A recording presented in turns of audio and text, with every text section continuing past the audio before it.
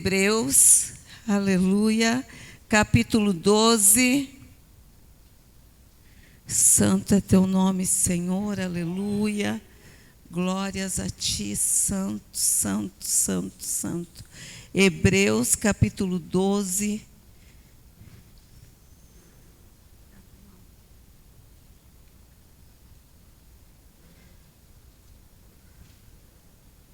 Hebreus, capítulo 12.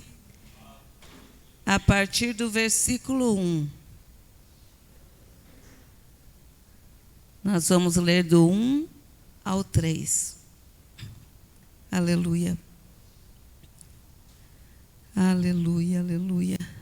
A palavra do Senhor diz assim: portanto, nós também, pois que estamos rodeados de uma tão grande nuvem de testemunhas, deixemos todo o embaraço e o pecado que tão de perto nos rodeia e corramos com paciência a carreira que nos está proposta, olhando para Jesus, autor e consumador da fé, o qual, pelo gozo que lhe está proposto, suportou a cruz, desprezando a afronta e assentando-se à destra do trono de Deus. Considerais, pois, aquele que suportou tais contradições dos pecadores contra si mesmo, para que não enfraqueçais, desfalecendo em vosso ânimo. Amém? Então, eu quero frisar o versículo 1, que diz assim: portanto, nós também estamos rodeados de uma tão grande nuvem de testemunhas. Deixemos todo o embaraço e o pecado que tão de perto nos rodeia e corramos com paciência a carreira que nos está proposta. Amém? Fecha teus olhos. Aleluia. Querido Deus, a tua palavra está aqui, Senhor. Nós te pedimos nessa noite, vem falar ao nosso coração, vem falar na nossa alma, porque o Senhor conhece a divisão da alma e do espírito, das juntas e medulas, Senhor. Pai, eu te peço neste momento que o trabalho seja do teu Espírito Santo, nos ensinando, falando ao nosso coração, Pai. Ser bem-vindo, Espírito Santo, neste lugar. Ser bem-vindo, Espírito Santo, no nosso meio. Ser bem-vindo, Espírito Santo, tu que já está desde o louvor, Pai, no nosso meio. Nós pedimos agora que a tua palavra seja ministrada no nosso coração, Pai, para a honra e glória do teu nome. Em nome de Jesus, amém. Pode se assentar. Espero que eu consiga pregar, que a minha voz está rouca hoje, não sei por quê. Por que será? Depois do encontro com Deus, né? Depois de falar bastante, cantar bastante, só Deus para ajudar a gente a pregar. Mas, amém. Amados, Deus me deu esse texto, Ele já tinha me dado semana passada. Eu ia pregar, acho que no lugar do pastor Patrício. E eu estava entre eu e o pastor. Só que o pastor sempre vem do encontro totalmente sem voz. Falei, então vamos trocar. E eu tinha preparado o estudo. Só que daí eu falei, eu vou preparar, você prepara e lá Deus vê quem prega. E chegou aqui, ele pregou, era a mesma coisa que eu tinha preparado. Eu falei, e agora, Deus? Ele falou, está vendo como Deus fala? Quando Ele quer, Ele fala, seja pela boca que for. Ele fala, mas, Ele falou, agora você se vira, você que corra atrás do outro texto, quem mandou você não pregar. Olha o tipo do meu pastor, né? Não sei se ele está aí, mas já estou falando dele. E eu fui mudar o texto. Deus falou, não, você vai pregar esse mesmo. Porque a minha palavra se renova. A cada dia você vai pregar este mesmo. E Deus me deu esse texto. E aqui eu quero falar um pouquinho sobre, quando nós lemos ali que diz assim, portanto nós também, pois que estamos rodeados de uma tão grande nuvem de testemunha. Quando eu olhei isso aqui, gente, eu sempre entendi errado. Quando falava de uma grande nuvem de testemunha. Eu pensava, nossa, nós somos rodeados de pessoas à nossa volta nos olhando. Isso é verdade.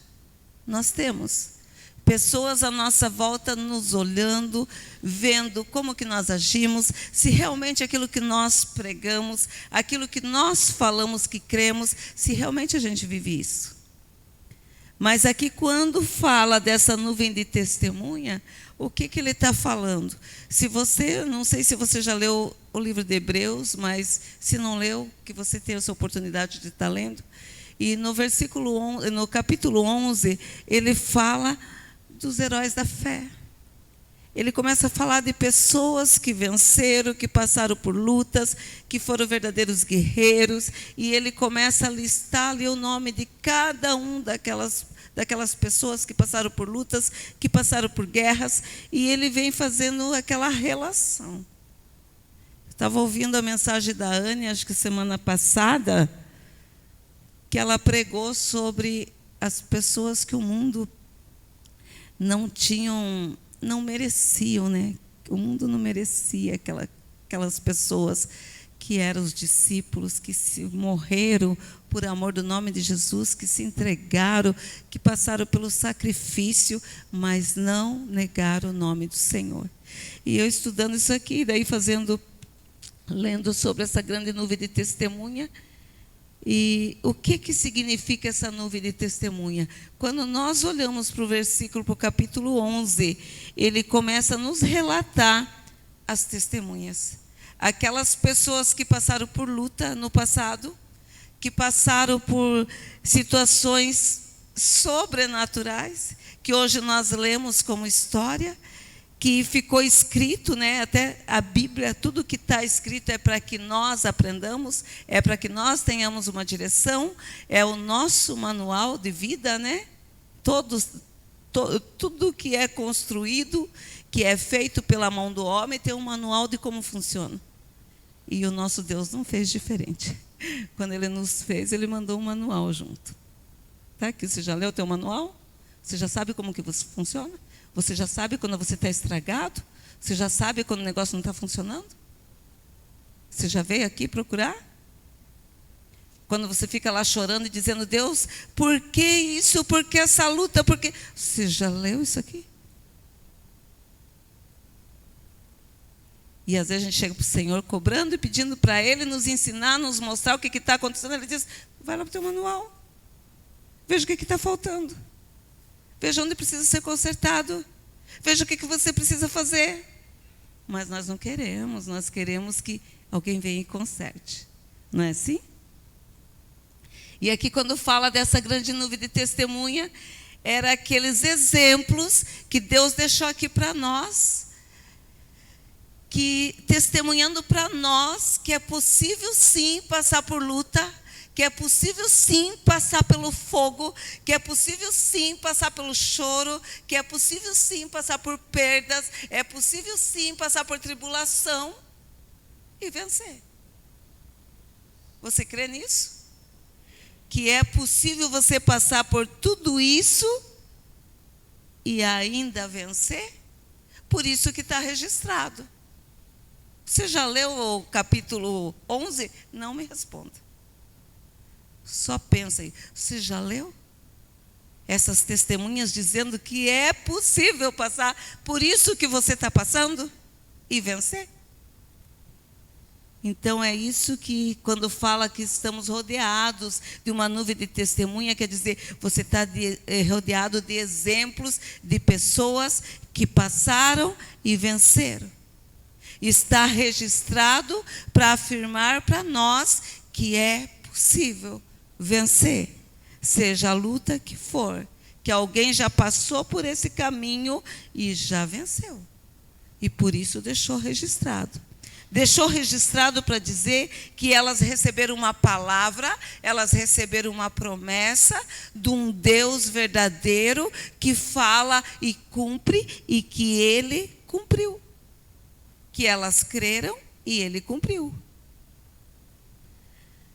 Deixou registrado que venceram, que se eles venceram, nós também podemos vencer. Você crê nisso? Alguém tem promessa aqui?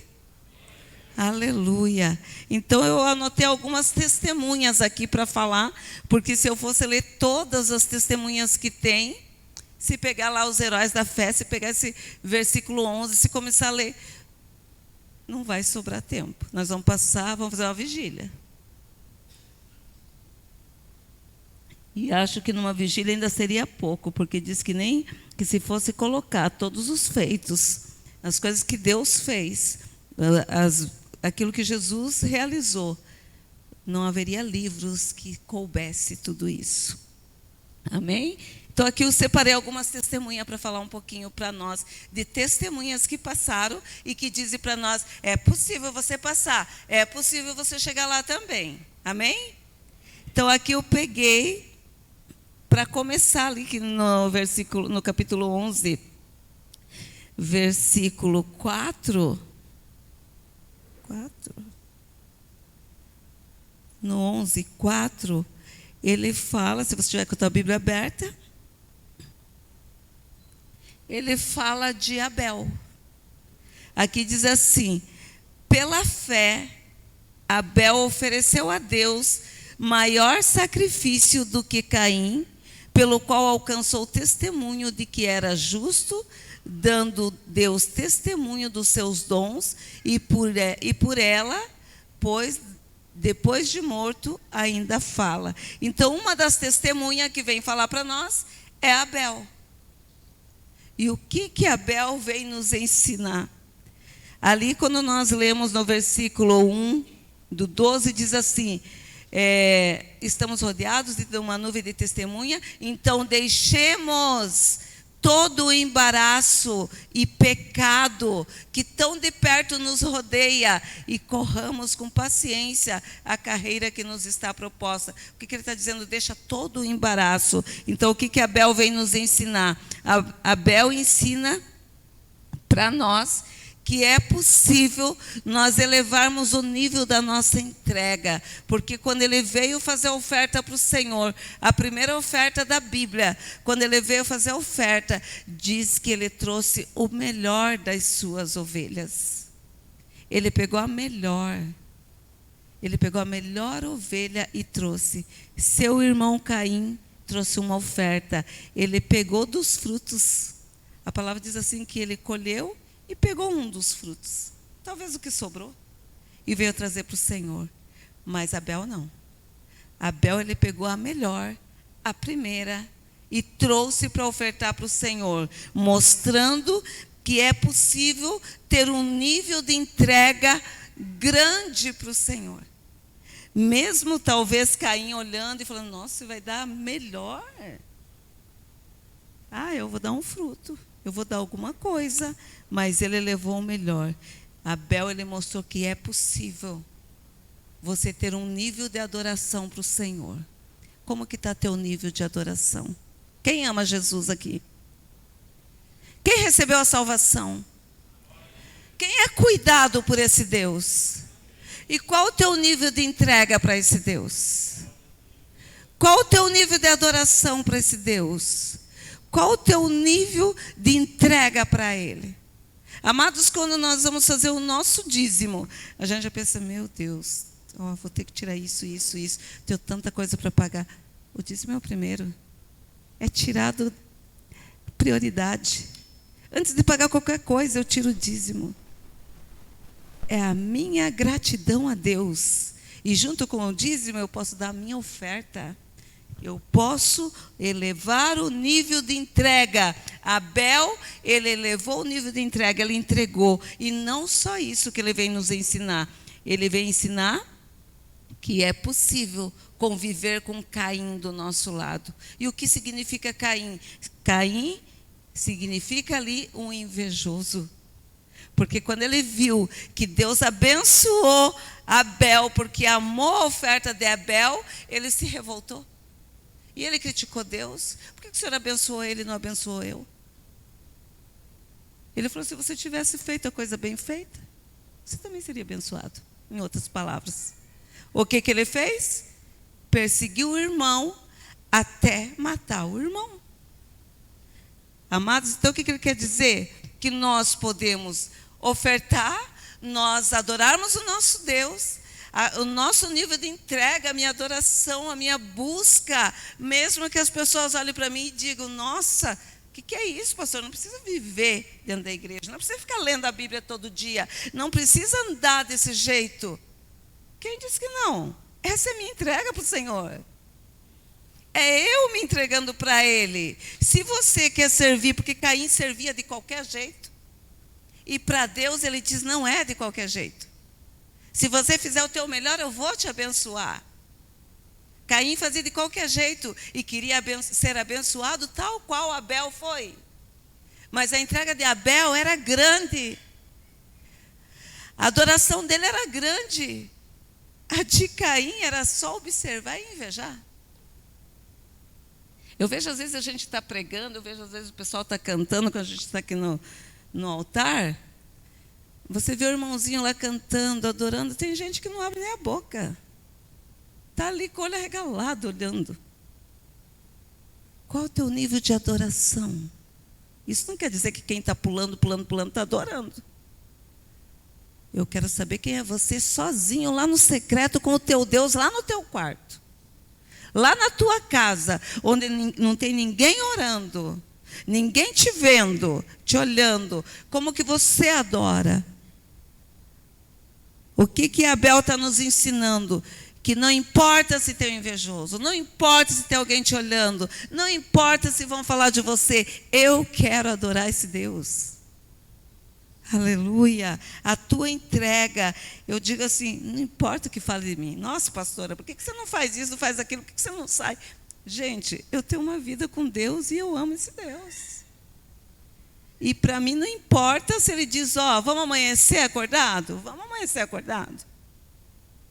Vamos amanhecer acordado nós dois.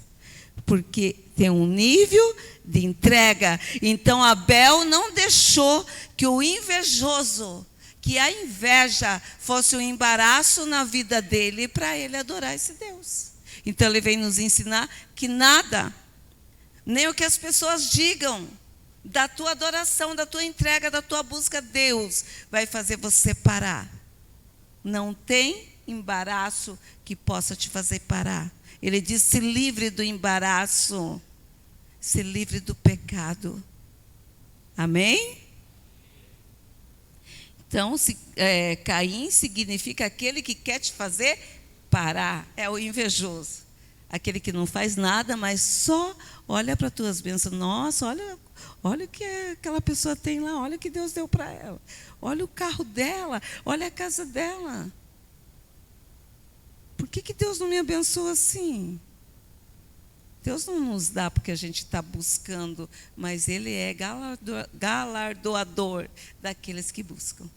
Então Abel está falando, é possível você ser um adorador, mesmo que você tenha que morrer, porque ele morreu. Mas morreu como adorador. Aleluia. Outro que eu peguei aqui como segunda testemunha, que vem nos ensinar, Enoque. Ali continuando no versículo 4, do 11, vai lá para o 5, diz assim, pela fé, Enoque foi trasladado para não ver a morte, e não foi achado, porque Deus o trasladara, visto como antes da sua trasladação, alcançou testemunho de que agradou a Deus.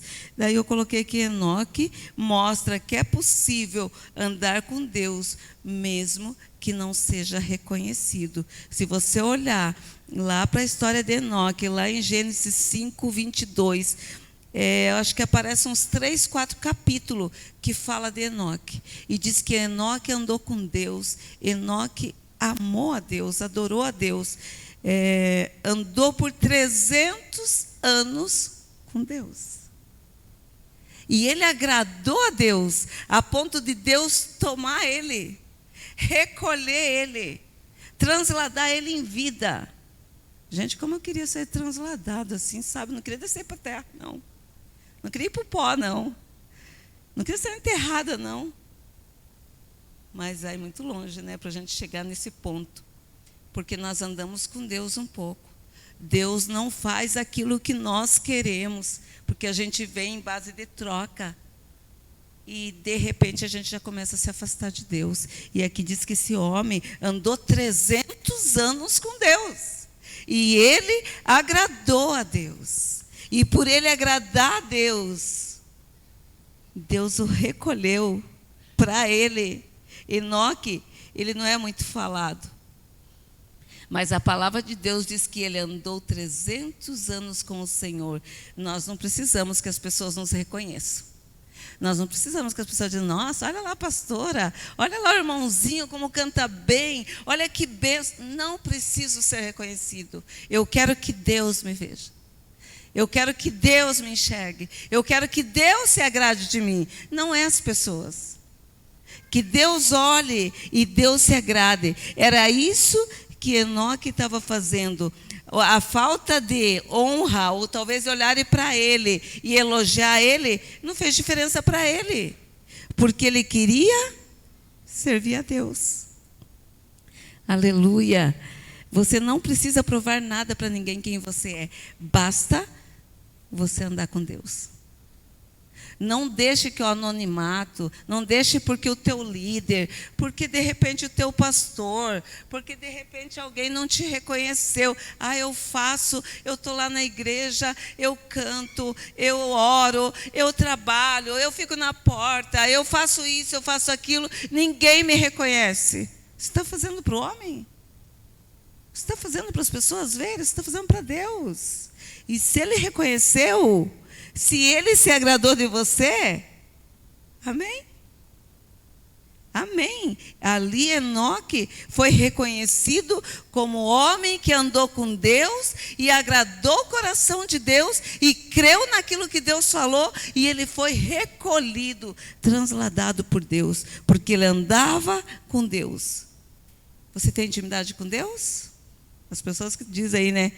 Ah, haverão sinais. Se você tem intimidade com Deus, haverão sinais de que você tem intimidade com Deus. Porque no momento da luta, eles vão saber que tem um guerreiro ali que glorifica o nome do Senhor. Que adora o nome do Senhor, apesar do choro, apesar da luta, apesar da aflição, adora o nome do Senhor. Haverão sinais de que você anda com esse Deus. Amém? Ou quando você andando com Deus e não vê as coisas acontecendo, de repente está bicudo, está emburrado, cara feia, o irmãozinho veio conversar com você sorrindo, ai pastora, está uma luta, ai pastora, está uma guerra lá em casa, ai pastora, porque eu estou só na correria. Sabe aquele atleta do Senhor? Não dá tempo de orar porque eu estou na correria. Você está correndo para quem? Está correndo aonde? Eu sempre falava para meus alunos de ITQ, né? Acho que tem alguns aqui, não sei. Eles, pastor, eu não consegui fazer tal coisa, eu trabalho porque eu estava numa correria. Eu falei, você está correndo para quem?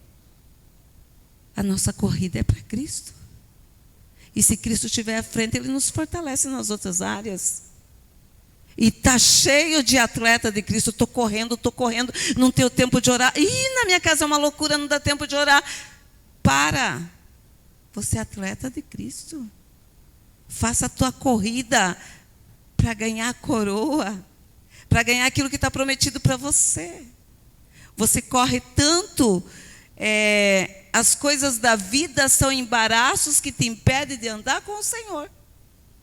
E os embaraços nos levam ao pecado. Porque quando eu deixo de alimentar o meu espírito, a minha carne se fortalece. Qualquer coisinha vai me fazer pecar.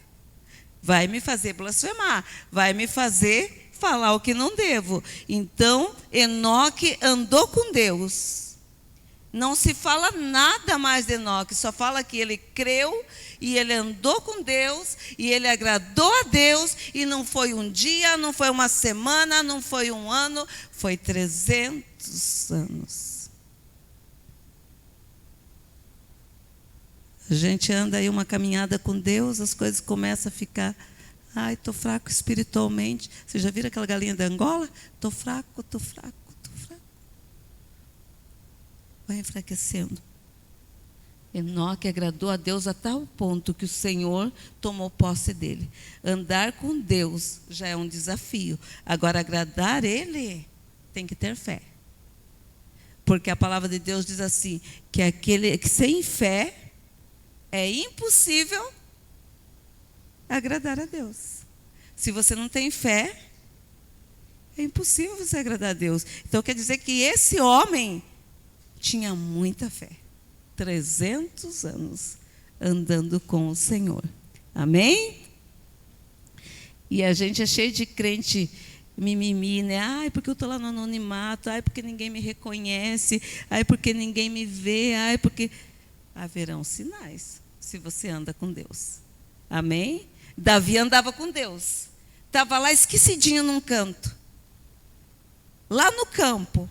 Os outros sendo honrados. Talvez iam ser honrado o rei. Mas Deus sabia que ele andava. Não, nenhum desses. Manda buscar lá, ó. Pastorzinho de ovelha. Traz, porque é ele que eu vou ungir. Porque Deus te conhece. Amém? Outra testemunha que eu trouxe para falar, né, da nuvem de testemunha, Abraão, o nosso pai da fé. Ele mostra que é possível, o que ele nos ensina? Que é possível obedecer a Deus pela fé. O que Deus falou para ele? Ele nem conhecia Deus, ele habitava no meio de um povo idólatra, e Deus chama ele e diz, sai da tua terra, sai do meio da tua parentela, e vai para um lugar que eu vou te mostrar.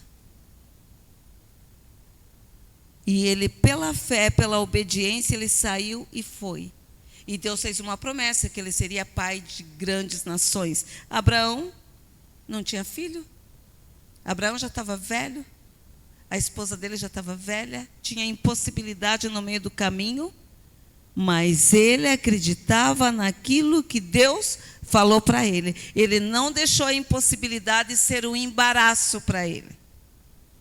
Ele não deixou a impossibilidade de fazer ele pecar contra o Senhor ser um embaraço na vida dele. Ele acreditou e ele foi pai, mesmo sem ter possibilidade. Tanto ele quanto a esposa dele. E quando ele foi pai, Deus olha para ele. E o que Deus diz para ele? Me dá teu filho. Me dá teu filho. Sabe o que Deus está falando? E Abraão ensinando para nós, como nuvem de testemunha, que nós temos que renunciar tudo aquilo que está entre nós e Deus. Quando ele teve Isaac, ele se voltou para Isaac. E Deus falou, opa, eu tenho que ver se Abraão está ligado em mim. Se ele está pronto ainda a obedecer. Eu dei o melhor para ele. Será que Isaac seria a distração de Abraão? Deus pediu Isaac. Abraão pegou Isaac. E foi com Isaac. Sem chorar, sem lamentar, porque ele cria que Deus ia fazer uma grande obra. Tanto que ele fala, nós vamos subir. Ele estava indo ofertar Isaac. Nós vamos subir. Vamos subir a adorar. E voltaremos. Porque ele sabia que Deus ia fazer. Porque ele tinha fé. Então ele ensina que nós podemos ser vencedores, ver o sobrenatural de Deus quando nós cremos, quando nós adoramos, quando nós acreditamos e quando nós renunciamos tudo aquilo que está entre eu e Deus. O que está entre você e Deus que está difícil de abrir mão? Que Deus está dizendo, tira todo o embaraço que tem feito você pecar, que tem feito você ficar distante. E o outro que eu peguei como testemunha também, que vem nos dizer que é possível, Noé. Noé foi justo. Onde? No meio de um povo corrompido. Noé, Deus chamou ele e falou, construa um barco, uma arca, né? Um grande barco, porque vai vir chuva. Ninguém sabia o que era chuva. Ele estava pregando que ninguém sabia. Construa esse barco, porque veio uma grande chuva, vou destruir a terra. E eu quero que você construa esse barco.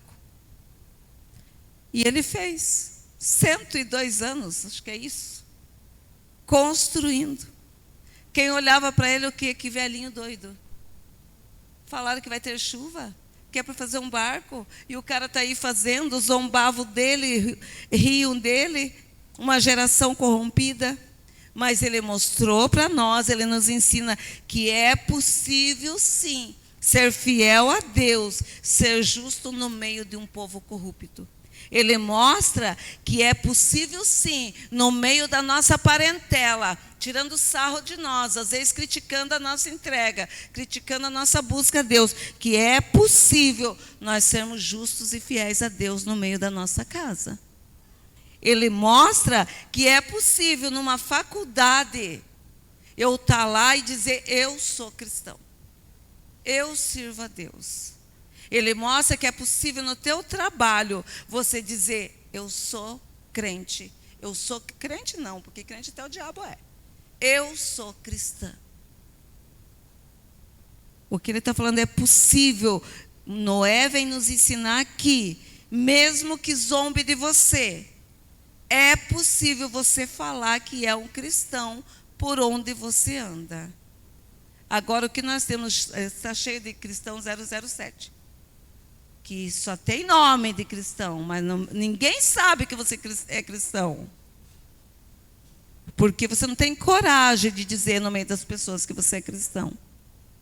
Aqui, beleza, mas tem lugar que você não diz que é cristão, porque vão zombar de você. E aqui Noé, ele diz, é possível. Eles estavam zombando, ele estava construindo aquela arca, 120 dias construindo a arca. Era no meio deles, não era escondidinho. Deus não falou para ele, esconde lá no fundo do quintal e não deixa ninguém ver o que está construindo, porque é um povo corrupto. Deus falou, vai lá e constrói. Eu acredito que no meio da cidade, certo? Constrói a arca. E ele construiu no meio de um povo corrupto, sendo chamado de louco, sendo zombado. Noé cria que Deus ia mandar chuva. Ele conhecia a chuva? Não, porque nunca tinha chovido. A única coisa que caía do céu era um pequeno orvalho. E eles nunca tinham visto chuva. Mas ele creu. Sem fé é impossível agradar a Deus. E mesmo ele sendo zombado, ele continuou fazendo a parte dele. Como que está você no teu trabalho? Como que está você no meio da tua família? Como está você lá na escola? Como está você por onde você anda? As pessoas sabem que você é um cristão? Ou você se mistura? É aquele crente camaleão. Cheguei no meio da rodinha lá do povo do fervo, eu sou fervido. Cheguei lá no meio onde estão bebendo, eu vou sentar aqui, vou tomar uma cervejinha sem álcool para dizer que eu estou tomando junto. Para quê? Noé diz, é possível ser justo no meio de um povo corrupto. Você consegue ser justo no meio da tua casa? Fazer a diferença? Talvez você vai ser zombado, talvez eles vão rir de você, talvez eles vão achar você o diferentão, talvez eles vão rir da tua cara, duvidar da tua fé. Eu já fui chamada de tanta coisa por vir para a igreja, festa, nossa família é festa, muitas vezes cheia de festa. E eu vou na igreja, depois que eu voltar, daí eu vou. E às vezes nem vou porque eu estou lá. E eles foram entendendo isso, porque Deus, Ele nos chama para tirar todo o embaraço da nossa vida e servir a Ele. Às vezes nós não conseguimos permanecer fiel por 3 anos numa escola, numa faculdade, sem se corromper, sem se misturar. No trabalho, sem participar de rodinhas, de piadinhas que mostra que você não é cristão, que acaba com a tua imagem de cristão. Então, Deus, Noé, ele mostra que nós podemos fazer tudo isso sem se contaminar. Amém? Será que você está conseguindo ser justo no meio do povo? É isso que Deus quer de nós, que você seja assim, no meio. Não é afastadinho lá. Como tem crente que eu conheço que diz, eu não vou lá porque eles bebem, eles festam, minha família. Opa, você não pode estar lá e mostrar uma diferença? Claro que pode. Não precisa se afastar. Noé era louco. Ninguém sabia do que ele falava, pois não conhecia o chuva. Mas ele não se deixou embaraçar pela zombaria. Em Mateus 24, 37... no telão 24, 37, diz assim: e como foi nos dias de Noé, assim será também a vinda do Filho do Homem. Porquanto assim como nos dias anteriores ao dilúvio, comiam, bebiam, casavam, davam-se em casamento, até o dia que Noé entrou na arca, e não perceberam até que veio o dilúvio, e os levou todos. Assim será a vinda do Filho do Homem. Nós temos que estar levando essa palavra, nós temos que estar no meio desse povo, nós temos que estar testificando, nós temos que estar falando para eles, Jesus está voltando. E essas vidas precisam ser salvas. Mas a igreja está calada porque não quer ser a diferença no meio dos outros, como Noé está passando para nós. Eu fui justo no meio de um povo corrupto. E você pode falar desse Deus que está voltando. Quando eles se deram conta, a chuva estava ali. Se perdeu toda aquela nação. E por onde você está andando, você é a luz de Deus, o sal da terra. Deus quer que você seja justo nesse meio e fale dele. Para que vidas aceitem esse Jesus. Quanto tempo vai levar? Quanto tempo estão falando que Jesus está voltando? Não interessa. Vou continuar falando. Porque pode ser daqui a pouco, pode ser amanhã. E eu quero estar falando. Eu quero estar falando desse Deus. Amém? Então eu trouxe essas 4 testemunhas. Dessa nuvem de testemunha. E olha que eu não falei dos outros ainda. Que tem muitas testemunhas que ficou aqui. Para nós entendermos que é possível. Eu não deixar o embaraço me prender. Amém? Aleluia, aleluia. Mas ali ele continua. O autor de Hebreus, que a gente não sabe quem é, né? Achamos que é Paulo, mas a gente não sabe quem é. Ele diz assim, deixemos todo o embaraço e o pecado que tão de perto nos rodeia. Corremos com paciência a carreira que nos está proposta. Então ele está falando para que nós possamos ser também essa testemunha. Que as pessoas possam olhar para nós e dizer, nossa, aquela irmã lá é uma bênção. Ela é muito usada por Deus. Aquela pessoa lá, nossa, ela revela Cristo mesmo. Para isso, é preciso que você deixe tudo aquilo que te impede de caminhar com Jesus. Deixe todo esse embaraço. Que você abra a mão, que você renuncie a algumas coisas da tua vida que tem envergonhado o nome de Jesus. É preciso que você corra essa carreira, que você tome uma atitude, se posicione e corra, que você não pare. Opa, eu tenho que fazer a minha parte, eu tenho que mudar, eu tenho que parar de deixar que o embaraço me prenda. E ele diz assim, corramos com paciência a carreira que nos está proposta. Então ele está dizendo assim, com paciência, com perseverança. As coisas não estão dando certo, a luta está grande, a batalha tem vindo contra a tua vida.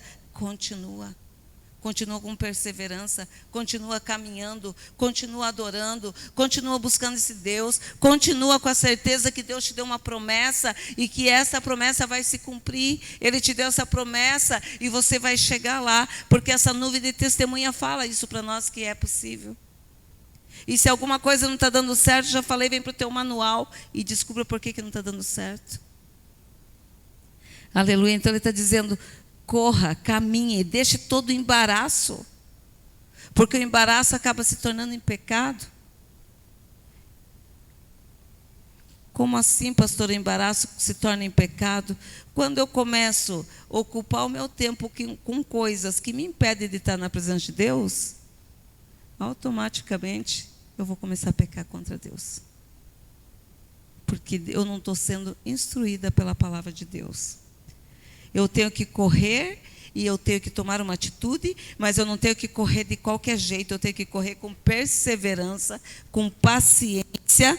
Eu não posso desistir, mesmo que tudo esteja dando errado. Eu tenho que correr, eu tenho que caminhar, eu tenho que continuar. E essas testemunhas dizem, você consegue. Nós conseguimos, você consegue. Você crê que você consegue? Aleluia. Então, para isso, nós temos que deixar orgulho, falta de perdão, arrogância e caminhar como verdadeiras testemunhas de Cristo. E o outro que ele diz é a perseverança, que significa vai com paciência, vai sempre, vai devagar, mas vai, não para. Sempre na presença de Deus. Aleluia. Aleluia. E por último ele diz assim, e olhar para Jesus, lá no versículo 2, olhando para Jesus, autor e consumador da nossa fé, o qual pelo gozo que lhe estava proposto, suportou a cruz, desprezando a afronta e assentou-se à destra do trono de Deus.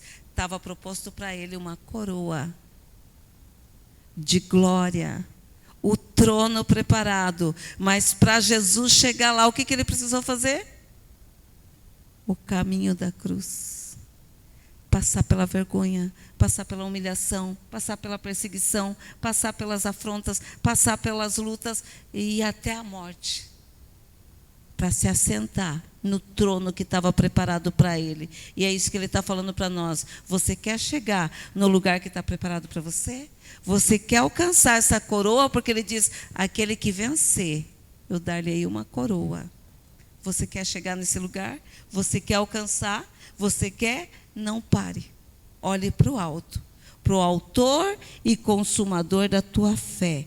Porque eu quero te dizer, você não vai para o céu porque você está aqui pulando, dançando, gritando, adorando. Não, você vai para o céu pela tua intimidade, pela tua obediência, pela tua honra ao Senhor, pela tua perseverança. Amém?